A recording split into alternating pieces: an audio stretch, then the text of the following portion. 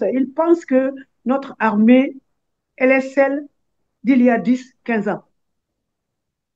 Il n'en est rien du tout. Les Maliens ont consenti beaucoup d'efforts, beaucoup de sacrifices pour que notre armée soit requinquée, pour qu'elle soit mieux armée, on a plus de, de militaires, de policiers. Donc les forces de défense de la sécurité ont bénéficié de tout ce dont ils avaient besoin pour redevenir une armée respectable, qu'on respecte aujourd'hui. Mais vous disiez tout à l'heure que parmi eux, des Français qui ont été capturés, c'est ce que j'ai cru comprendre. Quelle a été la Ouais, qui ont réaction, été... quelle a été la réaction de la France à propos? Non, mais la France ne réagit jamais. Quand on tue on retrouve parmi les cadavres des militaires français, bon, c'est la légion, comment dire, étrangère, hein, pour la plupart. De toute façon, ils ne comptent pas, ces gens-là. Ils ne comptent pas. Mais quand il y a un seul soldat qui est mort de manière réglementaire, on va dire, entre guillemets, c'est la France qui a sacrifié ses enfants pour sauver l'Afrique, mais ils ne réclament jamais, en tout cas ouvertement. Ils peuvent passer par d'autres personnes pour récupérer soit ceux qu'on a capturés, soit ceux qui sont morts, récupérer leur cadavre. Sinon, la France n'avouera jamais que qu'elle est partie prenante toujours dans sale guerre qui se déroule au Sahel. Alors, venons-en au Tchad, où N'Djamena a fait connaître son souhait de voir les militaires français quitter son territoire avant la fin de ce mois de janvier 2025. Un premier contingent de 120 soldats français a quitté le Tchad vendredi 20 décembre dernier, donc 3 semaines après l'annonce surprise de la suspension de l'accord militaire entre Paris et N'Djamena. Qu'est-ce qui peut expliquer une telle décision, surprise d'ailleurs de la part de N'Djamena lorsqu'on sait que ce régime a été installé par la France? Malheureusement, que pour la France, il est jeune. Les jeunes ne veulent plus de la France. Ça, c'est un premier argument du poids. Et est-ce que la France est étrangère à l'assassinat ou à la mort du père Déby? On ne sait pas. Lui, il est là depuis longtemps.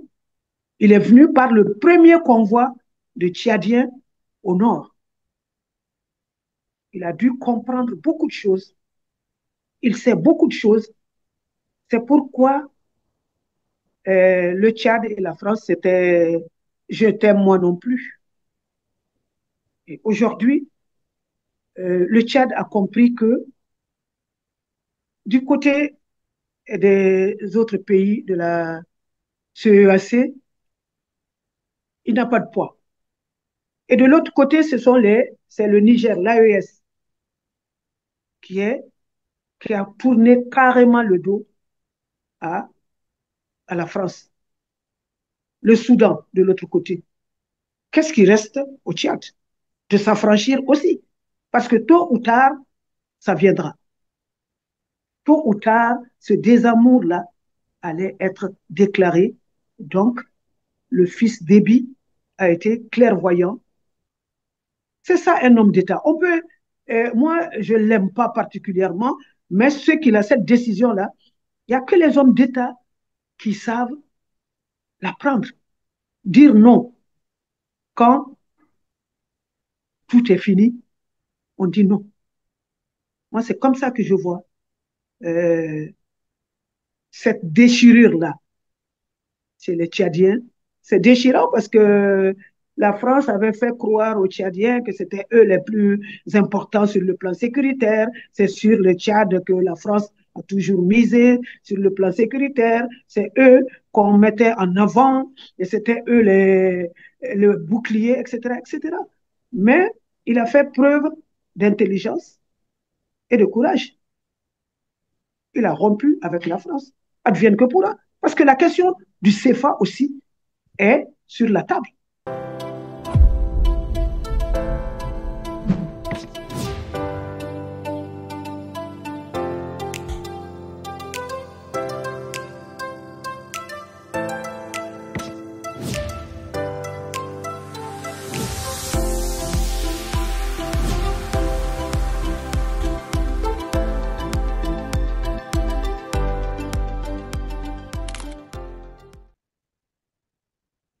Bonne et heureuse année 2025 à toutes et à tous, mesdames, messieurs. Ravi de vous retrouver sur R7 et merci de votre fidélité. R7 démarre l'année 2025 au Sahel avec la crise entre le Niger et le Bénin. Vous avez certainement suivi le général Abdourahmane Tiani accusé formellement le Bénin de servir de base arrière aux terroristes financés formés par la France pour déstabiliser Niamey. Nous aborderons également l'actualité politique et sécuritaire du Mali, un mois après le limogeage de l'ancien Premier ministre Choguel Maïga. L'expulsion de l'armée française au Tchad et au Sénégal sera également au centre de cette interview que va nous accorder Koumba Yarissi, enseignante à la retraite et membre du Rassemblement des forces patriotiques M5 RFP du Mali. Bonjour Koumba Yarissi et bonne et heureuse année 2025. Bonne année, Christian. Bonne santé. Merci. Avant de souhaiter la bonne année au reste des spectateurs, téléspectateurs, à l'Afrique, aux panafricanistes, nous vous remercions honnêtement à R7 d'être avec nous depuis de longs mois, de porter à la connaissance de tous ce que nous vivons au Sahel de manière particulière et ce que l'Afrique vit. Je vous remercie pour ça. Oui. Et je dis bonne année, bonne santé à tout le monde. Que l'année 2025 soit plus apaisée, soit une année de paix, de cohésion, une année qui va voir nos cœurs changer pour un monde uni, plus juste. Et voilà. Une année Bonjour qui et verra merci aussi encore. probablement l'Afrique se libérer de plus en plus parce que finalement la lutte continue, le combat continue. Alors, Absolument. Koumbayar ici, le torchon brûle entre le Niger et le Bénin qui a finalement protesté officiellement auprès du Niger après avoir, bien sûr, après les accusations, allais-je dire, du général Tiani, que je vous propose d'ailleurs de suivre un extrait de son interview exclusive qu'il a accordée à la chaîne nationale du Niger. C'était le 25 décembre dernier. Suivez. Ces forces spéciales qui sont au Bénin sont chargées de l'encadrement, du financement et de la formation et équipement des mouvements terroristes, toujours tendant à ceinturer le Niger et les États de l'AES, la Confédération. D'accord. Ils ont ouvert 2 centres d'instruction, un centre d'instruction qui est à l'intérieur du Niger, un autre centre d'instruction qui est à l'intérieur du Burkina Faso, non loin de la frontière avec le Niger. Ces centres d'instruction, pour ceux qui sont du côté du Niger, a pour mission de former, avant la fin de l'année, 400 hommes, financés par les Français. Le financement est déjà acquis et le terroriste responsable du centre d'instruction qui est sur le territoire nigérien, c'est une fratrie, 2 frères pour être plus précis, un certain Souley Yero et son frère Ali Yero. Souley Yero est parti à la rencontre des forces spéciales françaises dans le mois de novembre. Il a perçu suffisamment de centaines de millions, pour ne pas dire de milliards, de francs CFA, je le répète, qu'il a ramené pour assurer la gratification de ces 400 terroristes dont le recrutement et le financement est assuré par la France à travers les forces spéciales positionnées à l'intérieur du Bénin et dont j'ai donné les coordonnées géographiques. Voilà, après ces accusations avec force détail, comme on dirait, formelles et graves, de tentatives de déstabilisation du Niger par la France, qui utiliserait finalement le Bénin comme base arrière, ce n'est pas moi qui le dis, c'est le général Tiani, les autorités béninoises, par la voie diplomatique, ont contesté ces accusations. La construction des multiples bases opérationnelles pour la lutte contre le terrorisme, l'insécurité transfrontalière, dont la fonctionnalité et le confort, si vous me le permettez, sont tout aussi enviées, au point qu'elles sont suspectées d'être des bases étrangères occidentales par nos voisins. Le ministre béninois d'ailleurs des Affaires étrangères, Chegoun Bakary, a par ailleurs convoqué avant-hier, lundi 30 décembre 2024, le chargé d'affaires de l'ambassade du Niger au Bénin. Ma question, quel commentaire vous inspire cette situation, j'allais dire, très sensible, mais qui risquerait également de fragiliser davantage la sous-région? Oui, vous ne croyez pas si bien dire parce que vous savez, après la levée des sanctions, en l'occurrence l'embargo qui avait frappé durement le Niger, juste le lendemain du coup d'État, le Niger, d'après ce que eux pensent, d'après ce que la CEDEAO pense, le Niger était pressé, allait être pressé de rouvrir ses frontières, mal leur en a pris. Il n'en a pas été, ça n'a pas été le cas. Et le général Tchani porte des accusations gravissimes avec force détail et personne, ni au Bénin, ni au Nigeria, n'a apporté de démenti avec des preuves. C'est tellement facile de jouer les veufs éplorés que finalement, personne ne se soucie de ce que peut ressentir Talon. Je vais y associer aussi Tinubu, parce que Tinubu est également bras dessus, bras dessous avec Macron. Mais comme vous l'avez dit, je crois que cette situation est en train de créer, de sonner le glas de la CEDEAO parce que la Sierra Leone et le Togo ont demandé une enquête parlementaire de la CEDEAO en ce qui concerne cette histoire de base, ce qui veut dire tout simplement que ça n'est pas une vue de l'esprit. Ça n'est pas une vue de l'esprit. Il y a des précisions dont on ne peut pas faire fi. Donc, comme leur mentor ou leur patron, la France, ou leur patronne, ça va faire plouf.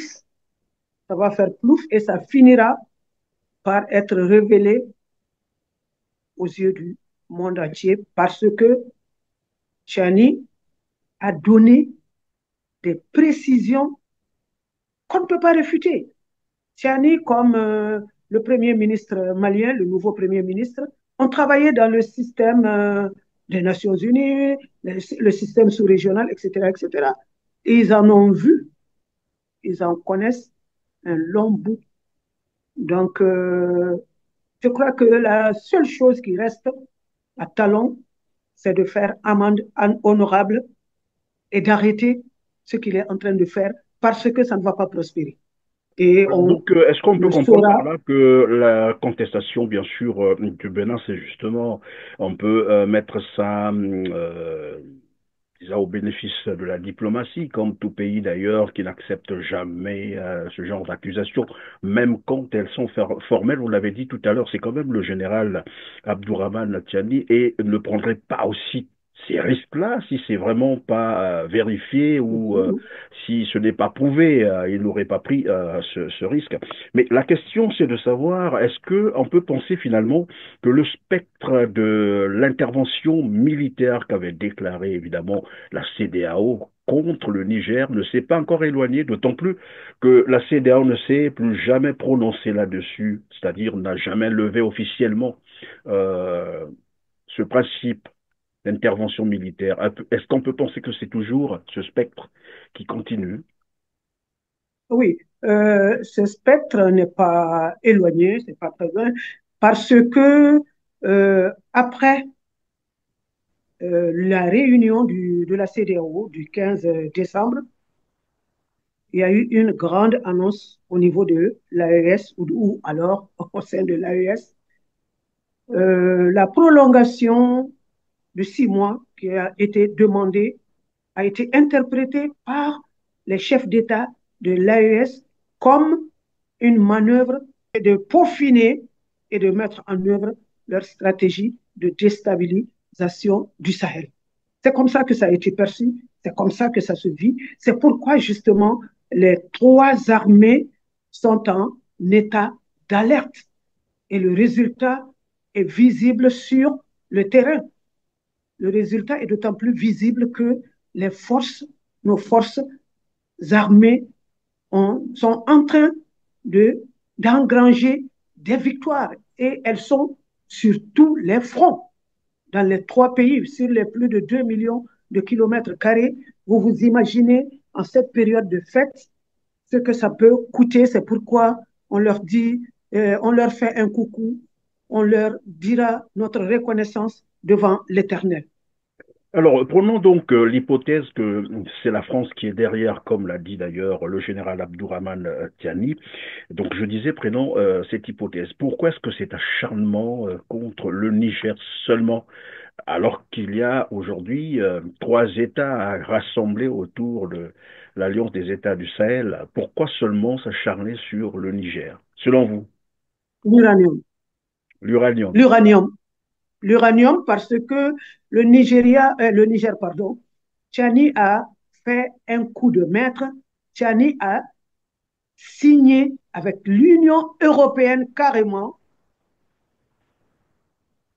un contrat de plusieurs milliers d'euros, donc plusieurs milliards de nos francs, de francs CFA. Et ça, c'est il y a 2, 3 jours. La France est, parce que la France s'éclairait non seulement avec l'uranium du Niger gratuitement, mais la France vendait aussi de l'électricité à certains pays d'Europe. Et nous avons, au cours de nos émissions précédentes, nous avons vu que Macron s'est transformé en VRP et allait chercher de l'uranium très loin. Et maintenant, puisque nous sommes pauvres, nous ne produisons rien, mais aujourd'hui, la France en a pour son grade. Donc, pourquoi le Niger? À cause d'abord de l'uranium et à cause des déculottés que Tchani est en train de faire à Macron. Parce que séance après séance, décision après décision, euh, le Niger est en train d'affaiblir davantage la France. Est-ce Orano ne qu'on peut peut, on plus peut, on peut aussi exercer. penser que finalement, la crise que vit la France aujourd'hui, parce que ça, tout le monde est en train de l'observer, hein, il y a une crise, mais vraiment sévère en France. Est-ce qu'on peut penser que la rupture, par exemple, de ces accords sur l'uranium ont eu un impact considérable, j'allais dire, négatif sur l'économie française aussi? Absolument, absolument. Quelque chose que vous aviez gratuitement Gratuitement. et que vous revendez à prix d'or, ça vous échappe sans que vous ne vous y prépariez. C'est ça le grand drame. Quand je vous disais que la France-Afrique allait être enterrée à Bamako en 2024, nous sommes en 2025. Qu'en est-il? La France tire aujourd'hui le diable par la queue.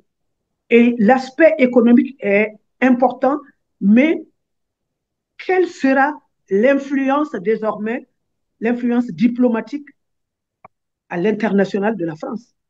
Est-ce que la France, à terme, arrivera à préserver sa place au sein de du Conseil de sécurité avec l'arrivée de Trump, son grand ami Trump?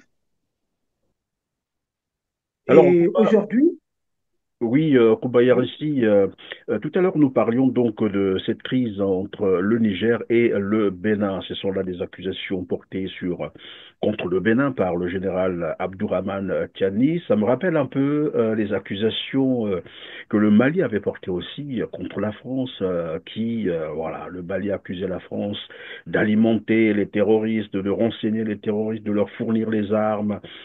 Qu'en est-il concrètement à la date d'aujourd'hui? Rien. Oui. En tout cas, du côté du Conseil de sécurité, rien, mais semaine après semaine, mois après mois, le monde entier a vu que le Mali avait raison, parce qu'il y a eu des preuves irréfutables. Et quand l'amunissement est parti, la guerre continue toujours, mais on a capturé parmi les rebelles des Français, des armements de la France, etc., etc. Ça se Et passe où comme ça, Kumbaya Russie? au Mali, au Mali, Dans quelle zone? au nord, au centre, vous avez vu que Tinzawaten, ce sont c'est le bras de comment dire, l'Ukraine.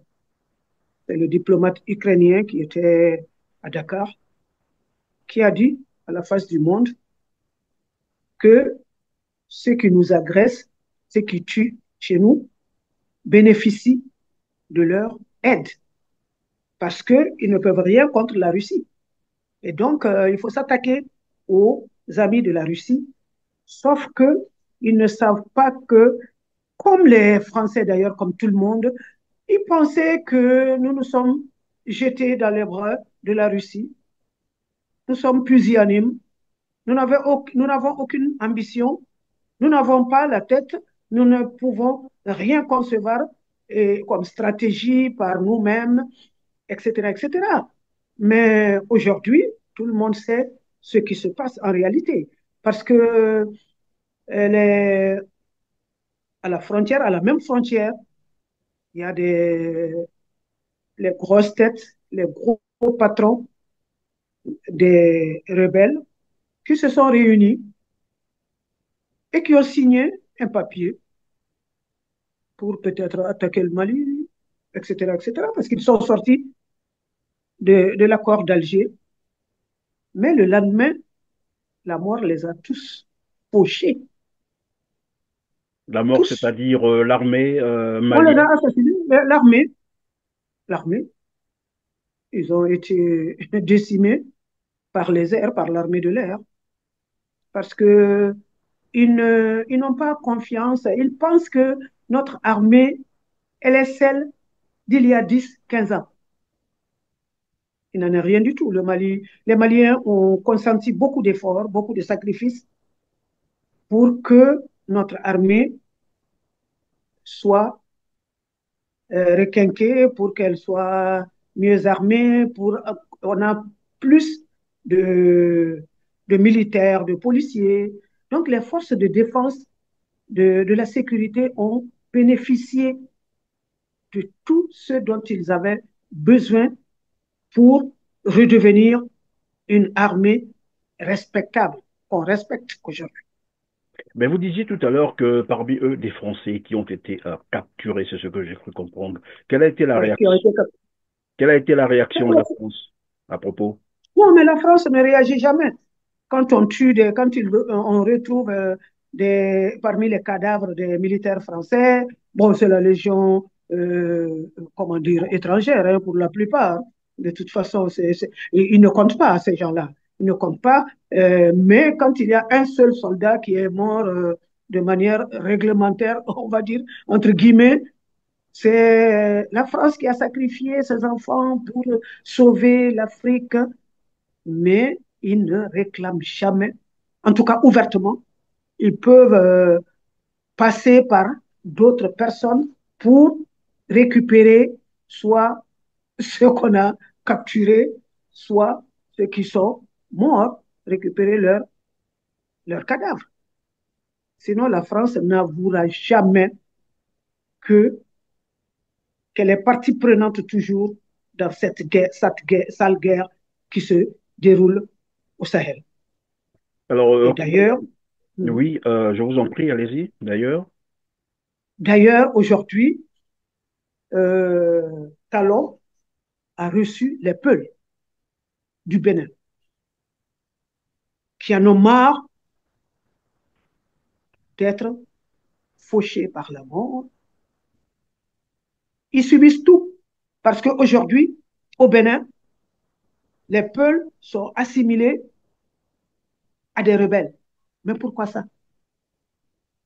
Si Talon dit qu'il n'est ni de près ni de loin mêlé à la guerre qui se passe chez le voisin nigérien, pourquoi les Peuls ont-ils des problèmes? Ceux-ci ont dit qu'ils en ont marre d'être traités comme ils le sont aujourd'hui. Et Ils pendant que sont vous le allés en dites, grand nombre. Madame Kumba, permettez que je propose à nos téléspectateurs un reportage relatif. La rencontre, évidemment, de la communauté Peul et le président Patrice Talon. Suivez.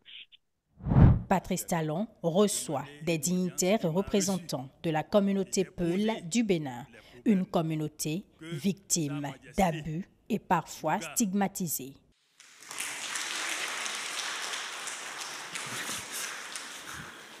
C'est une préoccupation de la communauté. La communauté est en danger. La communauté Peul est en danger. Et il faut qu'on vienne vous soumettre. Sinon, ça ne va pas sur le terrain. Et chaque fois qu'on nous attaque, on dit que c'est le président qui a dit. Et c'est pour cela que nous avons décidé de venir devant vous expliquer ce que nous avons. Des arrestations nocturnes sur la base de faux renseignements et de fausses accusations. Des arrestations basées sur des dénonciations calomnieuses et abusives, souvent motivées par des rivalités autour des femmes, des conflits domaniaux, des problèmes de personnes, des adversités politiques. La bataille systématique des animaux et des éleveurs non transhumants, parfois même dans les zones autorisées et réservées au pâturage.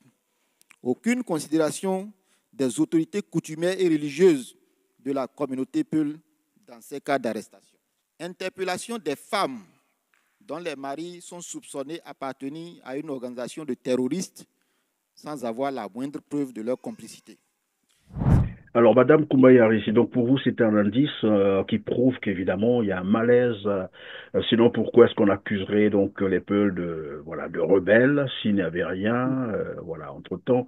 Mais on revient quand même sur, avant de continuer, on revient sur la sécurité ou bien l'aspect sécuritaire au Mali. Tout à l'heure, vous nous parliez de ces groupes, des chefs rebelles qui ont été des chefs terroristes, pour être clair, qui ont été neutralisés.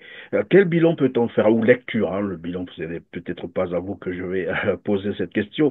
Quelle lecture faites-vous donc de l'aspect sécuritaire au Mali, notamment de l'année qui vient de s'écouler, ce qui vient de se terminer, 2024?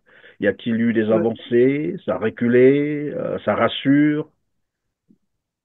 Oui, il y a des avancées notoires parce que aujourd'hui, il n'y a nulle part au Mali où l'armée ne peut se rendre.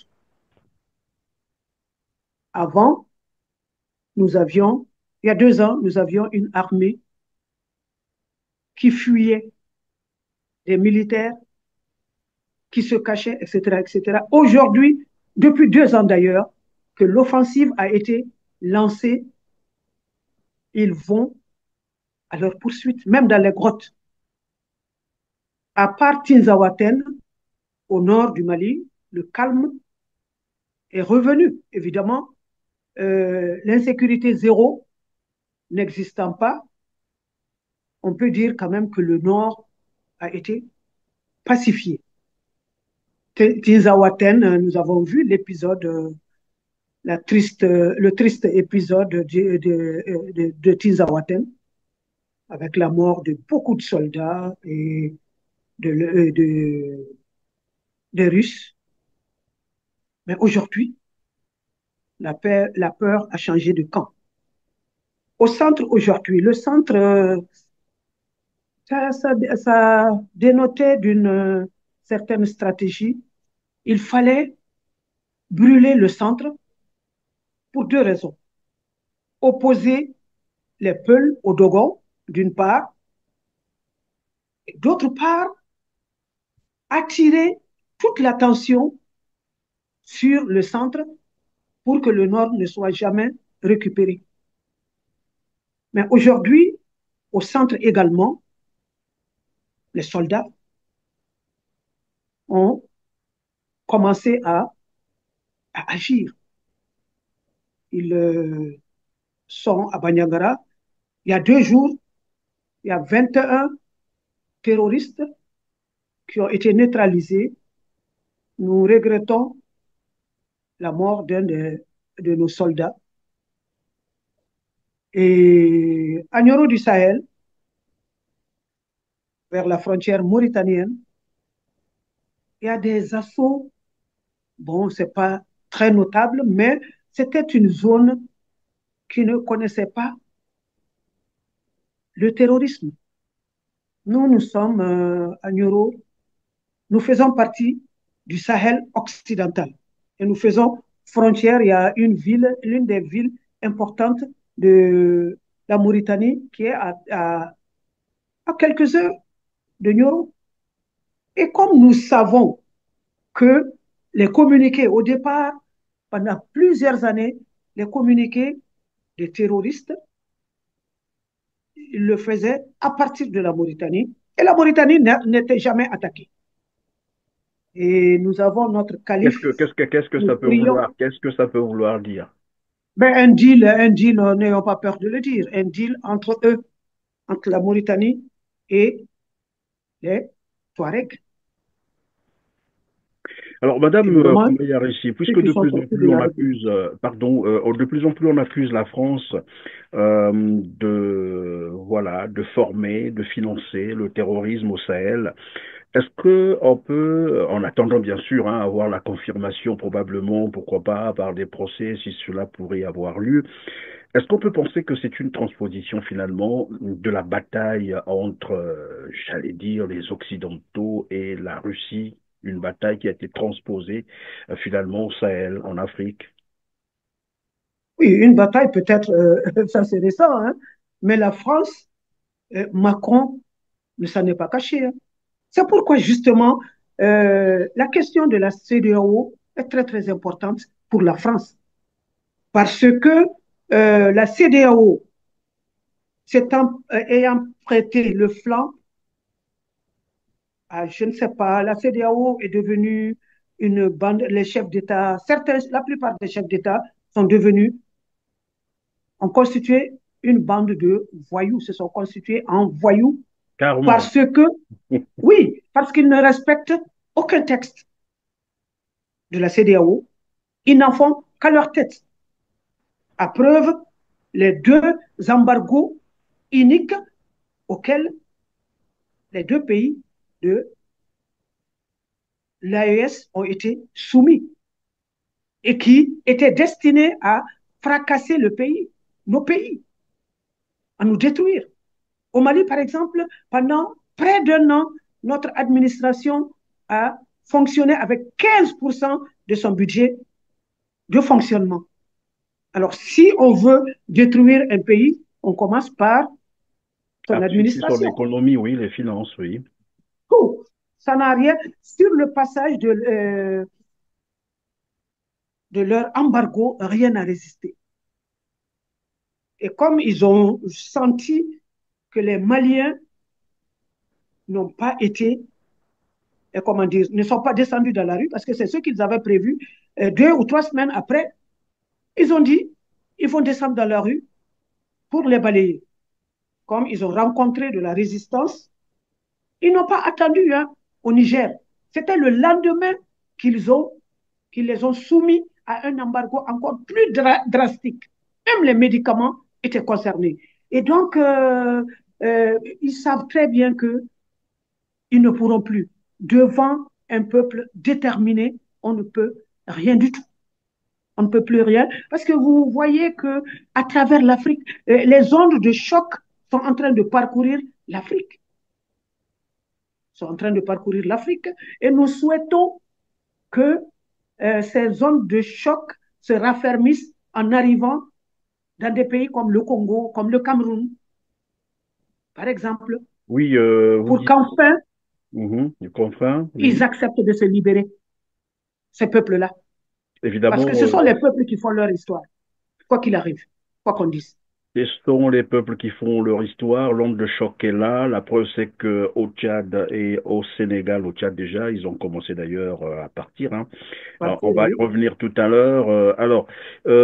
Mais puisque vous parliez de la CEDEAO, nous savons qu'il y a pratiquement déjà un an passé, je crois, les pays rassemblés autour de l'Alliance des États du Sahel avaient finalement annoncé leur départ de la CEDEAO. Mais apparemment, le départ Oui.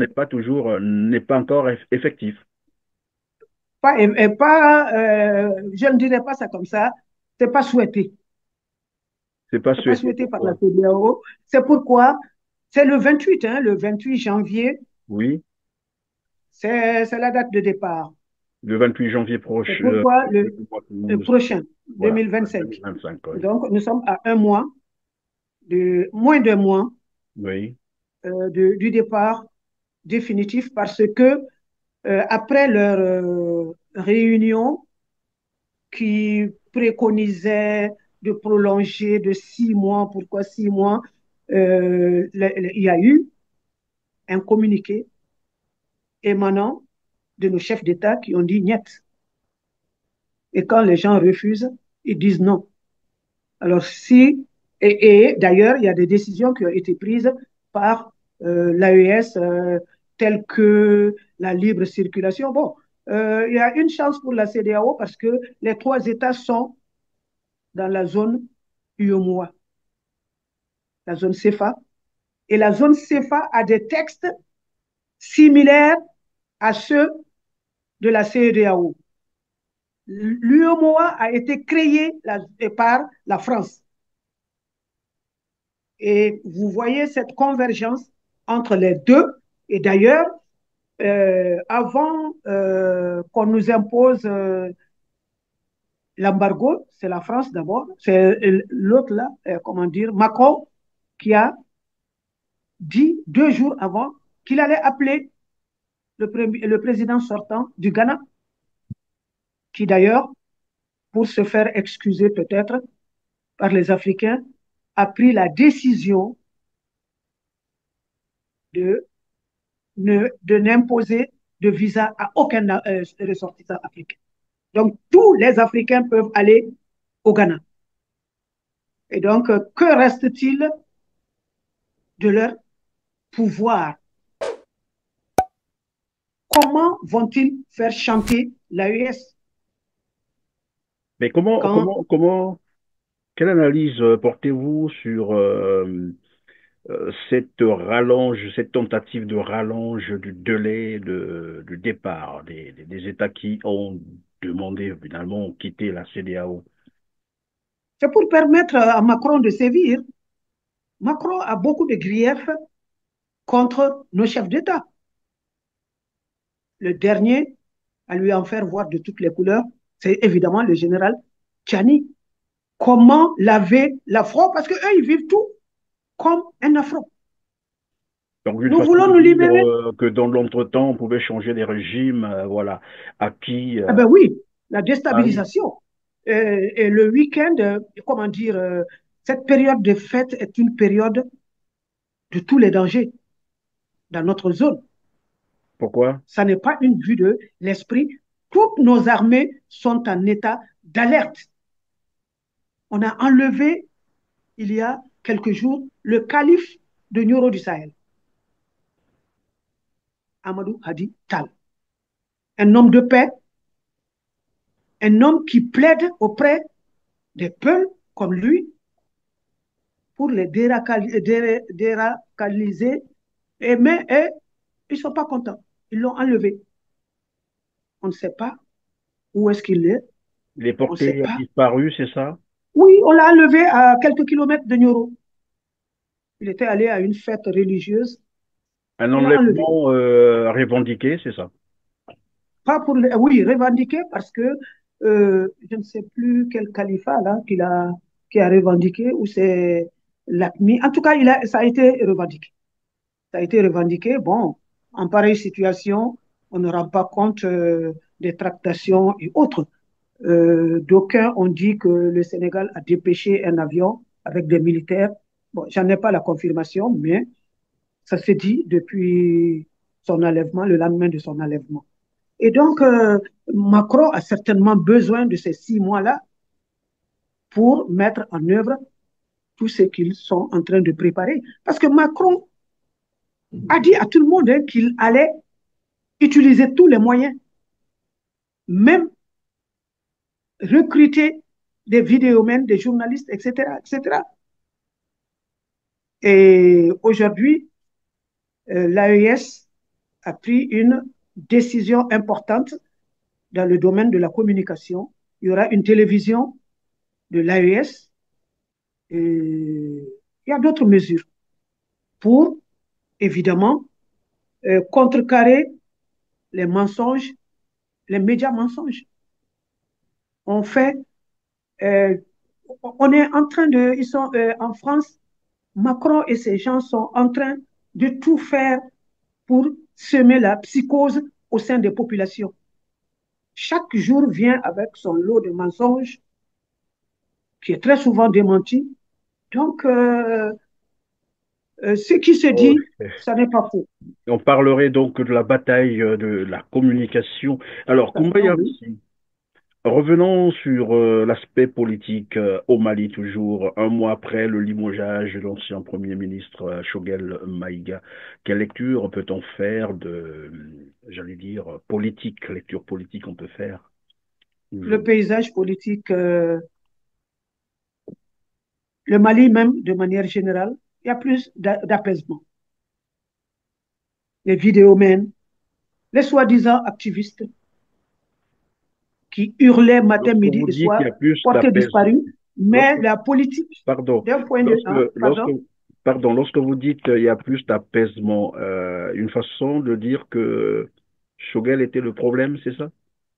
c'était Choguel le problème, parce que c'est lui qui a créé cette atmosphère avec l'argent qu'on lui donnait, avec l'argent public. 75 millions de nos francs chaque mois, 30 jours. Alors que cet argent, nous demandons justement aux autorités, au nouveau Premier ministre, d'être plus regardant sur beaucoup de choses. Et à son arrivée, quand même, il y a eu quelque chose de positif. Il a insufflé du sang neuf à la primature. Ça, c'est C'est-à-dire en important. faisant quoi concrètement? En étant en contact avec les ministres de l'AES, ces ministres voyagent dans l'AES. Lui-même, il était à Niamey, je crois qu'il est rentré hier. Il parle beaucoup avec ses collègues. Les ministres sont en connexion. C'est beaucoup plus marqué, c'est beaucoup plus visible. Maintenant, on sent nettement que ce n'est pas seulement le Mali et que c'est quelque chose d'important qui se met en place. Et c'est pourquoi, justement, il y a eu la lettre de cadrage du président en 8 points Oui. pour fixer les nouvelles orientations. Pourquoi une lettre de cadrage maintenant? Quand on parle de l'école, par exemple, les assises avaient trouvé une solution à tous les problèmes. Mais pourquoi aujourd'hui on se questionne? Moi, je m'interroge. Ça veut dire que ils n'ont pas fait le bilan. C'est une façon de faire le bilan du passage de Choguel Kokala Maïga à la tête du gouvernement. Parce que lui, il est venu par le biais du M5 qui avait 10,19 mesures. Et 6 mois après, il s'est présenté devant le Conseil national de transition. Il a déroulé ce qu'il devait faire en s'inspirant des 10,17 mesures, mais au jour d'aujourd'hui, avec la lettre de cadrage, on se rend compte qu'il n'y a pas satisfaction. 8 points carrément, 8 points essentiels dans lesquels il faut retravailler tout. Donc, le bilan. Est-ce que dans ces huit points-là, votre mouvement, le M5RFP, se retrouve? Bon, se retrouve, je ne sais pas ce que vous entendez par se retrouve, C'est-à-dire, mais, ça vous convient lorsque vous avez pris connaissance de ces... mais non, c'est ce que je vous ai dit. C'est l'émoi, ça a créé l'émoi. Parce que si en 2025, on doit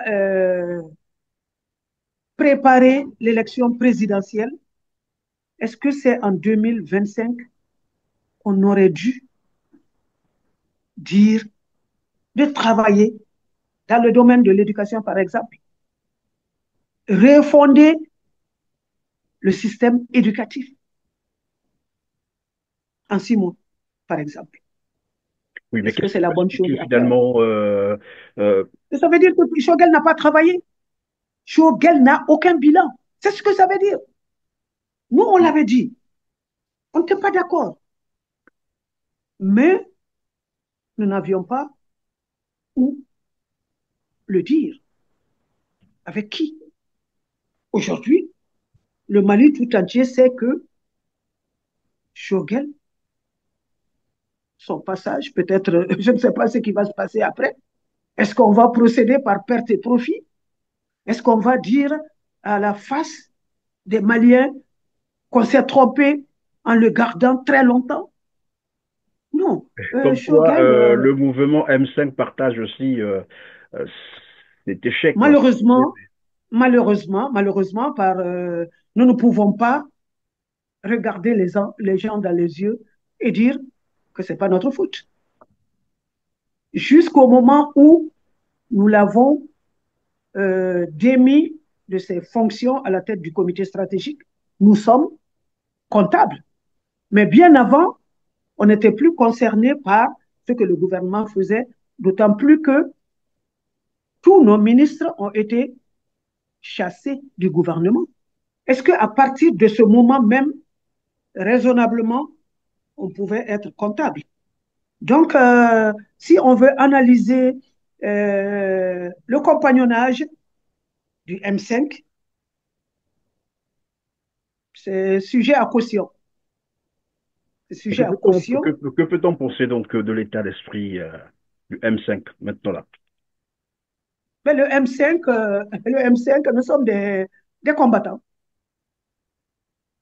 Pour que le M5 se constitue, il a fallu qu'on y croit. On y croit et jusqu'à présent, malgré les différentes péripéties que vous suivez tous, nous restons toujours ensemble et mobilisés. Ceux qui y croyaient en tout cas.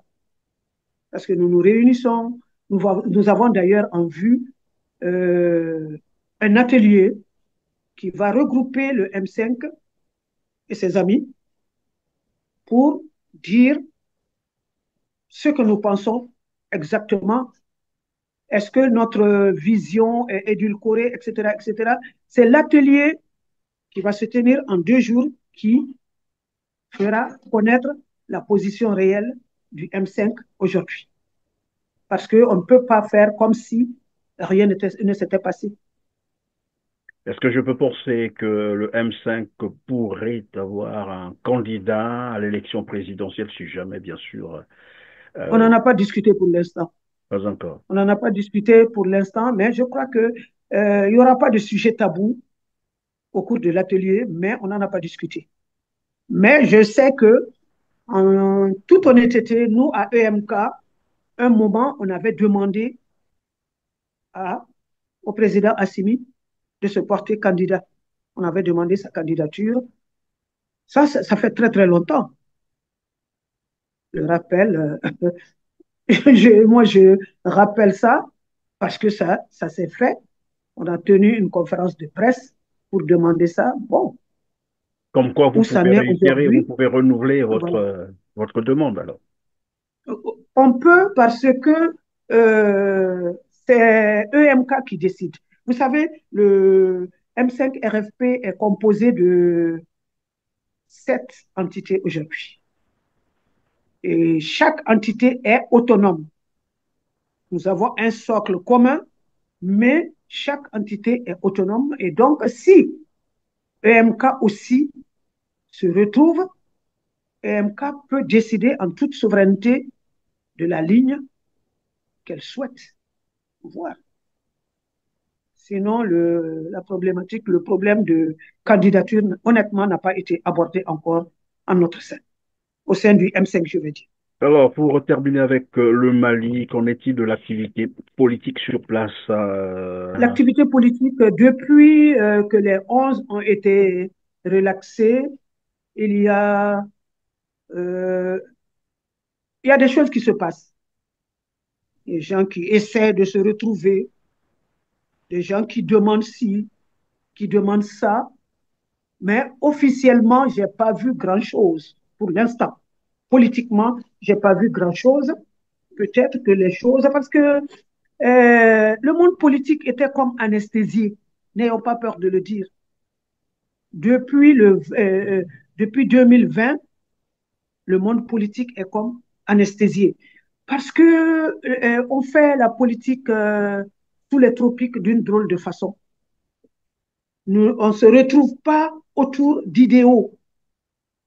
On ne se retrouve pas parce que on pense, on met l'intérêt général au centre de nos actions. Depuis 92, on va à la politique comme on va à la soupe populaire. Soupe populaire encore, c'est des gens qui sont généreux, qui peuvent vous nourrir. Mais la politique était devenue une échelle plus, comment dire, qui vous permet d'atteindre des sommets, qui vous permet de vous enrichir, etc., etc. 300 partis au Mali, 300 partis. C'est pourquoi le ministre de la décentralisation, qui est également le premier ministre, a réuni les partis politiques pour leur demander de s'organiser parce que une des recommandations fortes des assises, c'est de réduire de manière drastique parce qu'il y a des zones où on a demandé 3 à 4 partis, 3 à 4 grands partis. Parce que si c'est pour travailler, on n'a pas besoin de 300 partis. Ça veut dire tout simplement que ces partis-là n'ont d'existence qu'à faire de la politique, qu'à faire de la propagande au lieu de montrer le chemin de l'effort aux gens. Et donc, le peuple s'en est rendu compte, le peuple connaît la supercherie. Et aujourd'hui, ils jouent leur survie. Tous ces partis politiques savent que la plupart d'entre eux n'ont même pas de siège. Ils ne sont nulle part. Et la charte des partis va être relue. Je crois que c'est en amont que le ministre de la décentralisation les a reçus, il les a rencontrés tous pour leur dire ce qui va se faire. Alors, venons-en au Tchad, où N'Djamena a fait connaître son souhait de voir les militaires français quitter son territoire avant la fin de ce mois de janvier 2025. Un premier contingent de 120 soldats français a quitté le Tchad vendredi 20 décembre dernier, donc 3 semaines après l'annonce surprise de la suspension de l'accord militaire entre Paris et N'Djamena. Qu'est-ce qui peut expliquer une telle décision, surprise d'ailleurs de la part de N'Djamena lorsqu'on sait que ce régime a été installé par la France? Malheureusement, que pour la France, il est jeune. Les jeunes ne veulent plus de la France. Ça, c'est un premier argument du poids. Et est-ce que la France est étrangère à l'assassinat ou à la mort du père Déby? On ne sait pas. Lui, il est là depuis longtemps. Il est venu par le premier convoi de Tchadiens au nord. Il a dû comprendre beaucoup de choses. Il sait beaucoup de choses. C'est pourquoi le Tchad et la France, c'était je t'aime moi non plus. Et aujourd'hui, le Tchad a compris que du côté des autres pays de la CEAC, il n'a pas de poids. Gabon, Cameroun et autres. Encore le Cameroun, sur le plan sécuritaire, c'est ce que vaut le Tchad. Mais des pays comme le Gabon, comme la Guinée équatoriale et autres perçoivent comment le Tchad. Et de l'autre côté, c'est le Niger, l'AES, qui a tourné carrément le dos à la France. Le Soudan, de l'autre côté. Qu'est-ce qui reste au Tchad? De s'affranchir aussi. Parce que tôt ou tard, ça viendra. Tôt ou tard, ce désamour-là allait être déclaré. Donc, le fils d'Ébi a été clairvoyant. C'est ça un homme d'État. Moi, je ne l'aime pas particulièrement, mais ceux qui ont cette décision-là, il n'y a que les hommes d'État qui savent la prendre. Dire non. Quand tout est fini, on dit non. Moi, c'est comme ça que je vois cette déchirure-là chez les Tchadiens. C'est déchirant parce que la France avait fait croire aux Tchadiens que c'était eux les plus importants sur le plan sécuritaire. C'est sur le Tchad que la France a toujours misé sur le plan sécuritaire. C'est eux qu'on mettait en avant et c'était eux le bouclier, etc., etc. Mais il a fait preuve d'intelligence et de courage. Il a rompu avec la France. Advienne que pourra. Parce que la question du CFA aussi est sur la table. Et donc, la fameuse CEDEAO oui. pense que dans 2 ans, c'est toujours des délais qui ne seront jamais exécutés. Et voilà, il parle d'éco et consorts. Et en Afrique centrale, aujourd'hui, on parlait de dévaluation. Viendra pas, on ne sait pas. Donc, mais la situation, elle est chaotique. Et donc, plus rien ne va. Chacun. Plus rien ne va. Et donc, voilà, et c'est le même son de cloche du côté du Sénégal où le chef d'État, donc le président sénégalais Bassirou Diomaye Faye, a demandé dans un entretien à plusieurs médias le départ des soldats français. Mais alors, ici, il a tenu un discours tout de même, j'allais dire, dur. Alors, le Sénégal, selon bien sûr le président sénégalais Diomaye Faye, le Sénégal est un pays indépendant. C'est un pays souverain et la souveraineté ne s'accommode pas avec la présence des bases militaires dans un pays souverain. Ça, c'est Diomaye qui l'a déclaré et il poursuit en disant, il insiste d'ailleurs, sur le fait que la France a esclavagisé, colonisé et y est restée. Si vous inversez les rôles, vous conviendrez très mal qu'une autre armée puisse avoir une base militaire en France. Qu'on s'est dit d'un président sénégalais. Même dans nos rêves les plus fous, avoir même une entreprise là-bas, a fortiori une base, tout le monde, c'est simplement pour dire aux uns et aux autres que les bases ne sont là que pour les multinationales. Parce qu'aujourd'hui, dans le discours de Macron que je venais de suivre, Macron n'a pas parlé de ses militaires en Afrique. Ah, pas du tout. Du début à la fin de son discours. Les éléments de langage ont complètement changé parce qu'ils ne sont qu'au Djibouti aujourd'hui. C'est là-bas qu'il a fêté Noël avec ses militaires. Et en attendant que le président djiboutien aussi ne comprenne que tout ça, c'est du pipeau. Et donc, Macron aujourd'hui,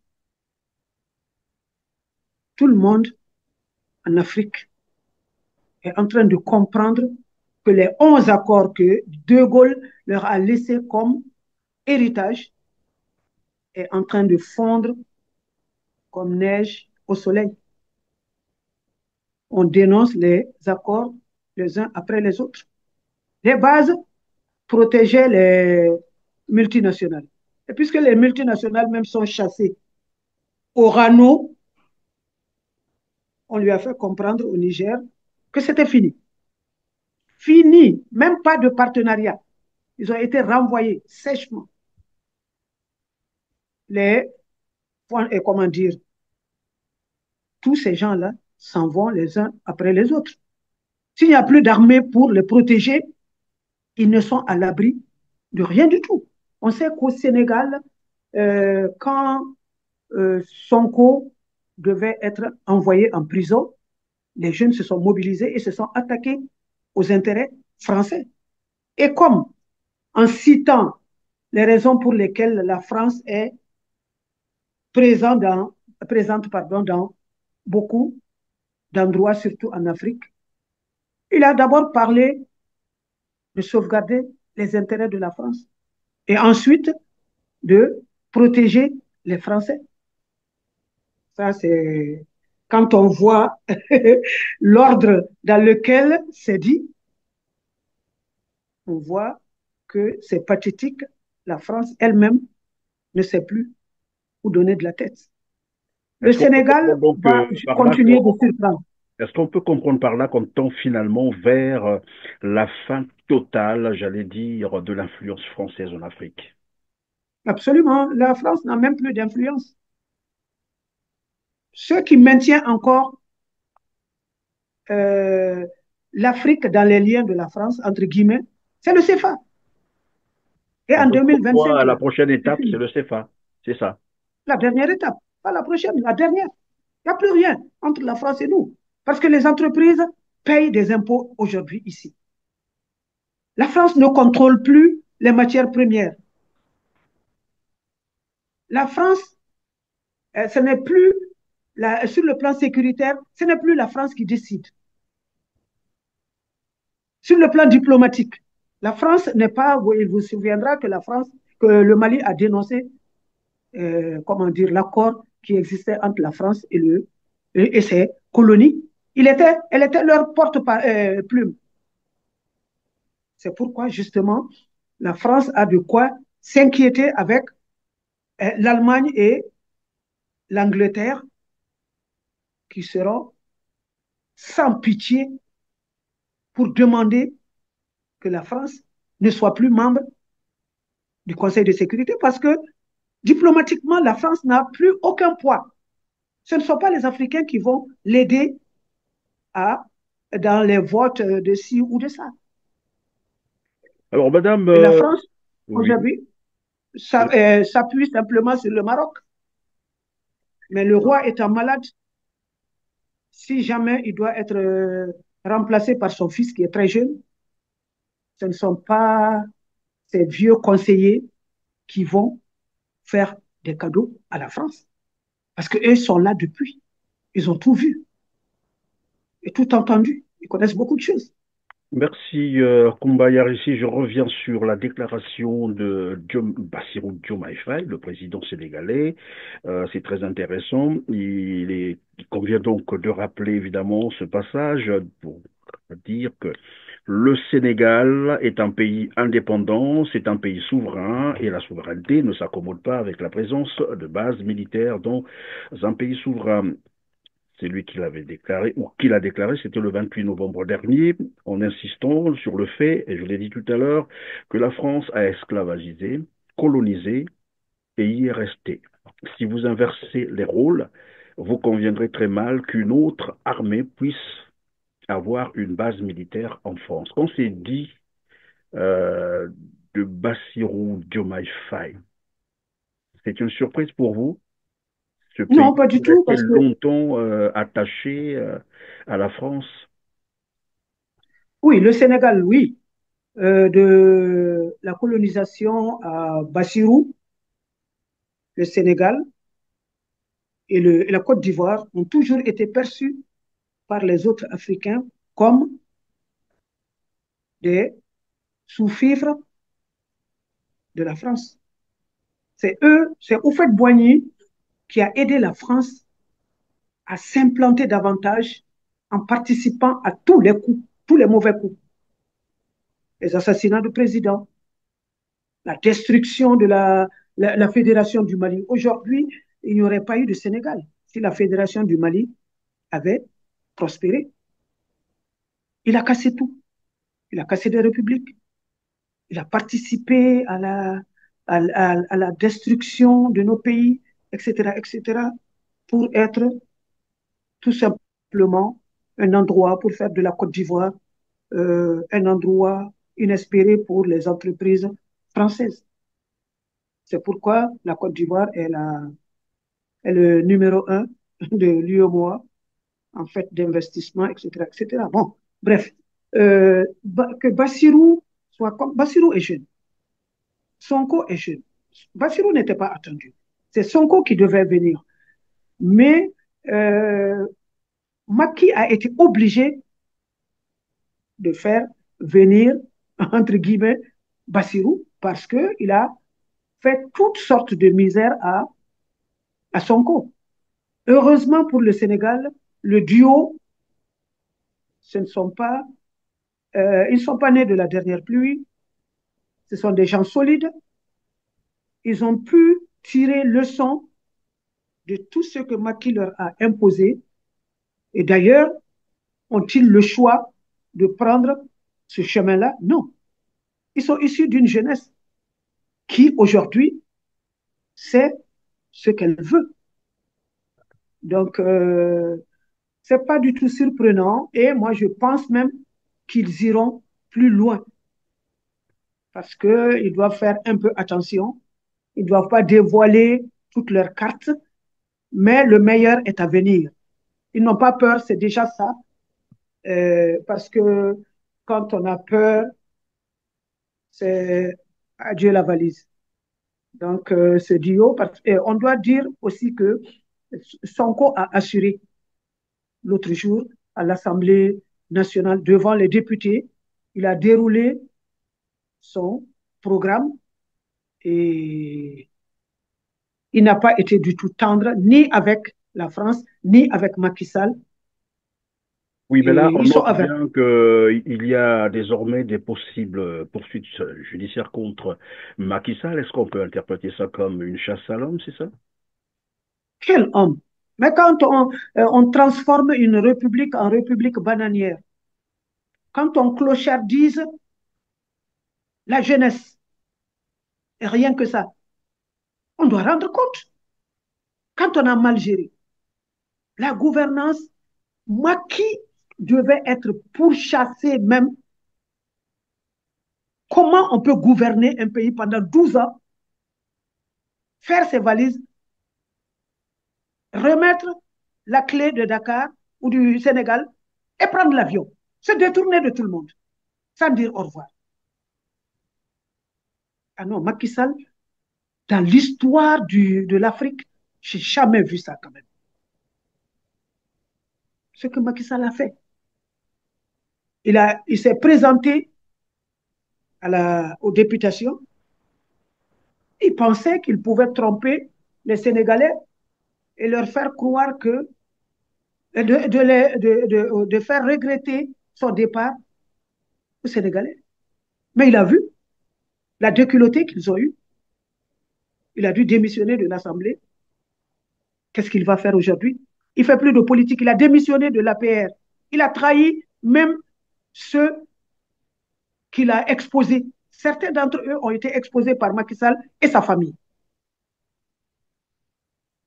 Et donc, Macky Sall doit s'attendre. Il est jeune, hein? Macky Sall est né en 62.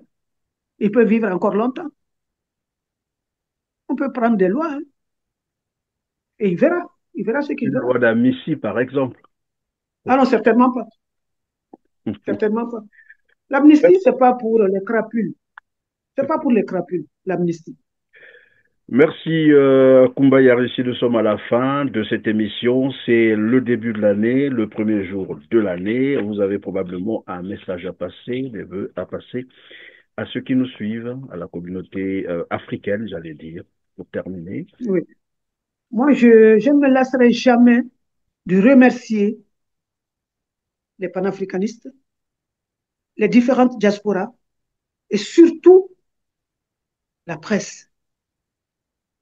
Et en particulier R7 qui nous a accompagnés le long de cette année et qui nous a permis de parler à des gens qu'on n'aurait jamais espéré qu'ils nous entendraient. Je prie pour que R7 s'épanouisse davantage, que le combat dans lequel tous nous sommes engagés puisse, en 2025, faire d'autres résultats, parce que l'espoir est là, parce que nos frères, nos sœurs du Congo, ce n'est pas faute de se battre. La lutte est ardue pour des raisons objectives, pour eux. Parce que quand on crée, on fait de l'armée sa garde prétorienne, on les transforme en des gens qui ne sont plus des nôtres, évidemment, en les corrompant, j'imagine. Quand on prend toutes les ressources d'une nation pour soi, sa famille, ses copains coquins, dont les rangs rétrécissent, j'imagine, quand on n'a aucune empathie pour qui que ce soit, les malades, les femmes, les vieilles personnes, les étudiants, tout le monde. Quand des étudiants se font expulser des universités en dehors du pays, ça veut dire tout simplement qu'on a donné l'honneur des étudiants, notre honneur donc, aux chiens. Alors, comment dormir compte tenu de tout ça? Quand vous allez au Cameroun, ce sont des vieillards de 90 ans qui ont encore les manettes, soi-disant. Et tous les Camerounais sont d'accord. Ils parlent de toute l'Afrique, sauf du Cameroun. J'interpelle ces journalistes-là, j'interpelle les intellectuels camerounais, parce que le Cameroun se meurt, tout comme le Congo. Le Cameroun est quand même un pays vaste, riche, riche de ses hommes, etc., etc. Mais qu'est-ce qui est arrivé dans certaines parties de l'Afrique? Le réveil doit se faire impérativement. 2025 ne doit pas s'achever avant que ces gens-là, qui sont inhumains, ne partent avec toute leur cliquette, puissent les peuples, les différents peuples africains se réveiller, se dire que il n'y a que nous-mêmes Africains qui puissions nous lever et faire partir ces gens qui ne sont plus humains.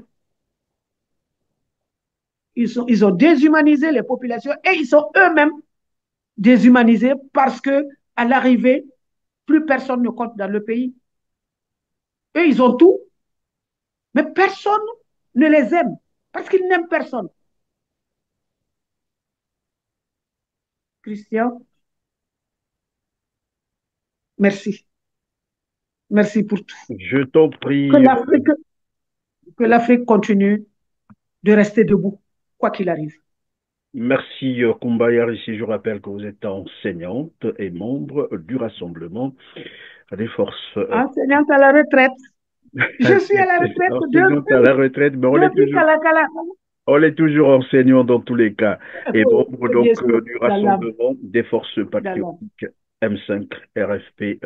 Grand merci d'avoir été avec nous, surtout d'avoir inauguré cette nouvelle année 2025 avec nous. Mesdames, Messieurs, vous avez compris que nous sommes à la fin de cette émission. Comme d'habitude, cliquez sur le petit pouce en l'air juste en bas de la vidéo, partagez massivement et dites-nous en commentaire ce que vous pensez de cette actualité que nous avons échangée, sur laquelle nous avons échangé avec Kumba Yarissi. Sur ce, on se dit au revoir et bonne et heureuse année 2025. Bonne fête à tout le monde et à très bientôt. Merci.